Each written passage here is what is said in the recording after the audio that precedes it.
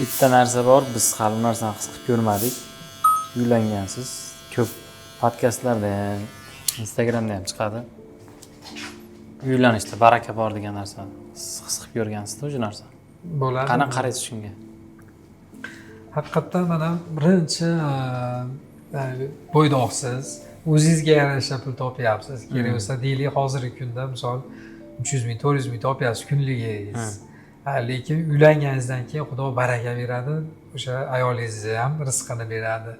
Qilasiz 300 ming, 400 ming topayotgan bo'lsangiz, 500 ming, 600 ming topasiz. Farzandli bo'ldingizmi, kerak bo'lsa uni ham rizqini beradi. Yana ham ko'payib boraveradi. Shunchalik ko'p farzand menga ikkita bo'ladi deydi. Unaqa emas. Qancha ko'p bo'lsa ham Xudo o'shani rizqi bilan beradi. Shuning uchun payg'ambarimiz ham aytadi-ku, farzand ko'p bo'lsin, ummatim ko'p bo'lsin dedi.